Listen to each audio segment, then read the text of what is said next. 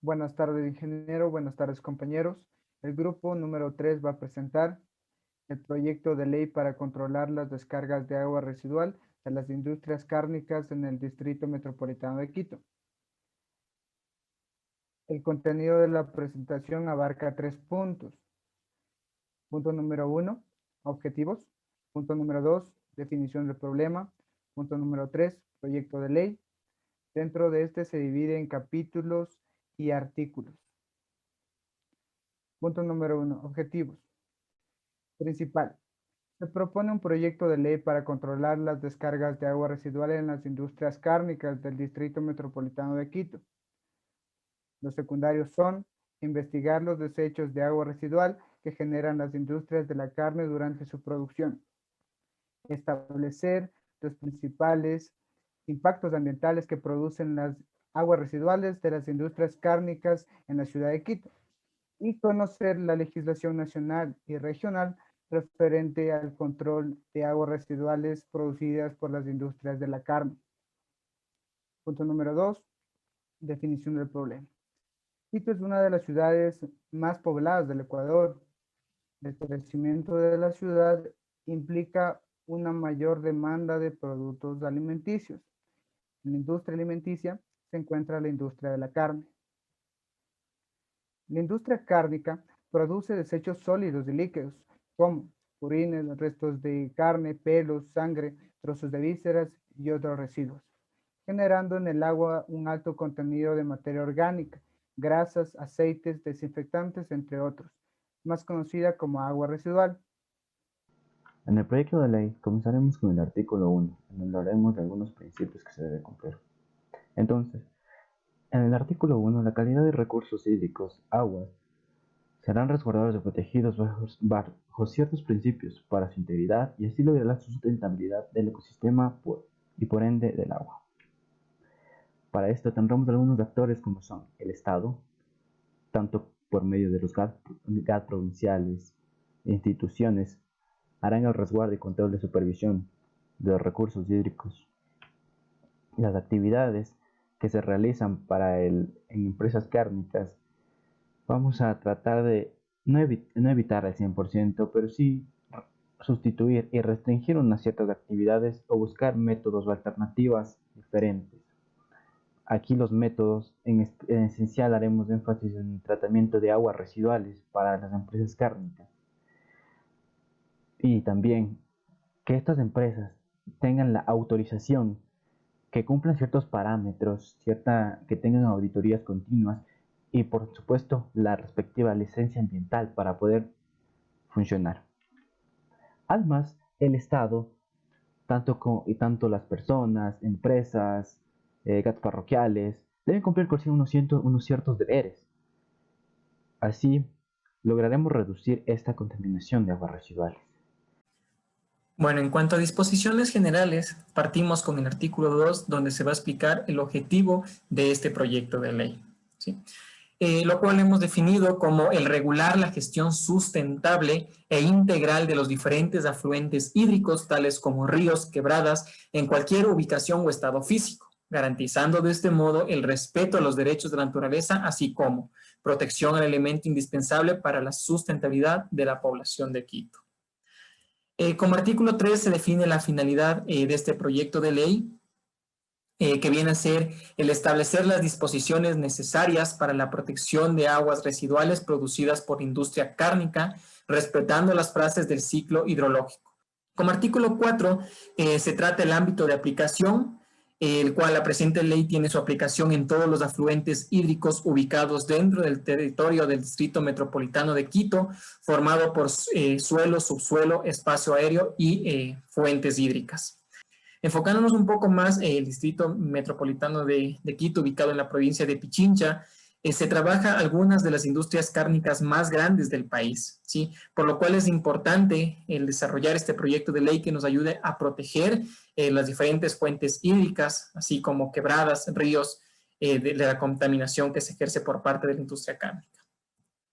Como artículo 5, estamos tratando algunas de las definiciones de términos que se van a tratar en el documento, ¿sí? Por lo cual, con el objetivo de una explicación más rápida y con motivos de presentación, se ha elegido algunos términos los más fundamentales para poder entender este proyecto de ley. Sin embargo, se están tratando una gran cantidad de términos en el documento. Bueno, como los más importantes que hemos elegido para poderlo presentar, viene a ser la definición de aguas residuales, que es el líquido de composición variada proveniente de las diferentes actividades industriales, agrícolas, industria cárnica, municipales, comerciales, públicas o privadas que han presentado una degradación en su composición. ¿Qué es el usuario? El usuario es relacionado a toda persona natural o jurídica que presenta derechos públicos o privados que emplea el agua tomada de una fuente o red cuya actividad puede ocasionar un vertido directo o indirecto. Y finalmente, ¿qué son las infracciones ambientales? Es toda aquella acción u omisión que violenta las reglas jurídicas de uso y disfrute del medio ambiente. Como capítulo 2 tenemos los deberes del Estado, la industria y las personas. Artículo 6. Deberes del Estado. Son deberes y obligaciones del Estado el cuidar, precautelar, preservar, restaurar y monitorear todas aquellas actividades que ponen en riesgo la calidad y cantidad del agua. Por lo que es deber del Estado establecer, ejecutar y dictar políticas públicas para que la gestión integrada de los recursos hídricos sea cumplida. Implementar medidas políticas en las que se exige el cumplimiento de las leyes, las normas y las ordenanzas que presentan las entidades públicas, así como también regular las actividades que puedan causar el daño al recurso hídrico y los evaluará en base a estudios que determinen su impacto ambiental, de tal forma que sea mínimo y que cumpla con un plan de recuperación y restauración del recurso. Además que deben regular y gestionar los destinos donde los materiales residuales serán arrojados. Promoverán también el uso de tecnologías que garanticen la restauración de las fuentes y de los recursos. Exigirán también el tratamiento de los residuos líquidos y sólidos antes de ser arrojados en los cauces y en los ríos. Y por último, implantará campañas y programas de conciencia social sobre el uso, aprovechamiento y cuidado del agua. Artículo 7. Los deberes de la industria. Las instituciones, entidades y sector industrial tienen el deber, con el Estado, las personas y la naturaleza, el cuidar las fuentes y recursos hídricos, por lo que es deber de la industria la responsabilidad con las acciones que causen daños ambientales debido a las actividades que ésta realice. Realizar estudios y determinar los parámetros de calidad del agua antes de que sean vertidos. Controlar el manejo y aprovechamiento del agua utilizados en sus actividades. Cumplir con todos los permisos y otorgamientos que las leyes públicas abarcan sobre la gestión integrada de los recursos hídricos. Limitar actividades de riesgo que afecten la calidad del agua. Tratarán también el agua residual antes de ser arrojados a los cauces y ríos y mantendrán, conservarán y cuidarán los lugares donde se depositen los residuos. Ahora bien, en el artículo 8 plantearemos algunos deberes que deben cumplir las personas, con lo cual vamos a tener el resguardo y la integridad, además conservarla y tener la sustentabilidad de la calidad del agua para el presente y además para futuras generaciones. Con lo cual vamos a plantear conservar y proteger las fuentes hídricas y evitar la contaminación de las mismas. Una economía circular, en el cual si un empleado como persona puede dar la opción a que una empresa cárnica pueda realizar la economía circular de reutilización de procesos, denunciar infracciones o faltas de la ley. Si nosotros como personas vemos de alguna empresa que está contaminando, debemos denunciarla ante las autoridades para que tengan sus respectivas sanciones y a la vez una indemnización para que ya no vuelvan a contaminar más. Reprimir algunas actividades, buscar alternativas para evitar la contaminación, a la vez del uso de nuevas tecnologías para poder evitar y disminuir la contaminación. Capítulo 3. Regulación y control. En el artículo 9 se titula Entidades de regulación. Los responsables de la prevención, control y solución de los problemas de contaminación que resulte de procesos involucrados en la prestación del servicio de alcantarillado y agua potable serán las municipalidades en su límite de actuación. Como ejemplo tenemos los GATS cantonales, en conjunto con las entidades prestadoras de servicio de agua potable y saneamiento, que son conocidas como las EPS. tanto públicas como privadas. Esto como mediante la realización de programas de control de contaminación y planes maestros. Tenemos que también la Autoridad Nacional de Control Ambiental, que en este caso es el Ministerio del Ambiente y Agua, mediante el desarrollo de un plan de manejo ambiental, se encargará del control de la contaminación del agua a cuerpos de agua con contaminación severa, siendo estos ríos o estuarios. Y adicional, esta es la única autoridad responsable del otorgamiento de las licencias ambientales y permisos de descargas residuales industriales a cuerpos de agua y alcantarillado. Capítulo 4. Prohibiciones generales. Las prohibiciones está conformada por el artículo 11, 12 y 13. En el artículo 11 tenemos las limitaciones de descarga de aguas residuales.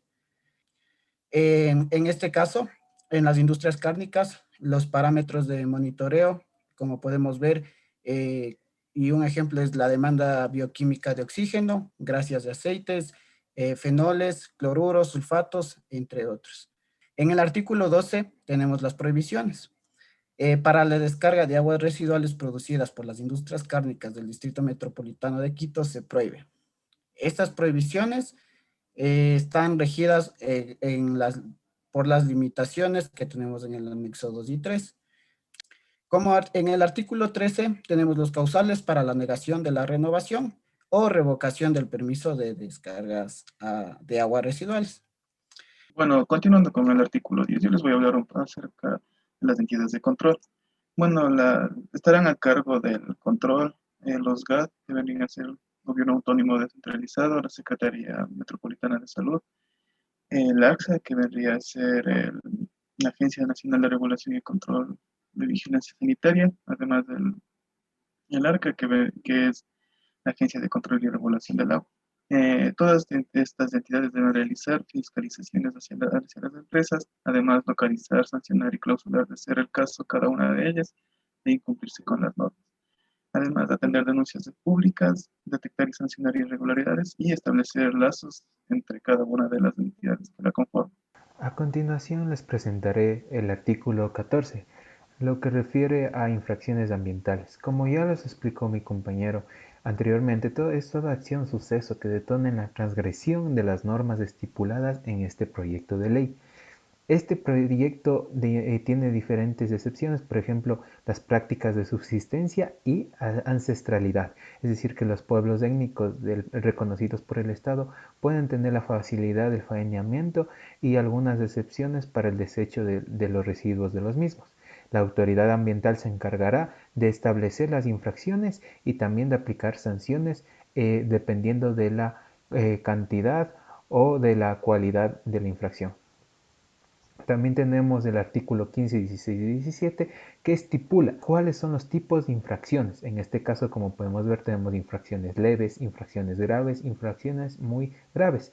Por ejemplo, una infracción leve es no obtener el permiso a tiempo o haberse retrasado. Una infracción grave es sobrepasar los límites estipulados, como se explicó anteriormente. Una muy grave es, por ejemplo, dar información falsa sobre las actividades y el tipo de desecho que se está haciendo en las fuentes hídricas.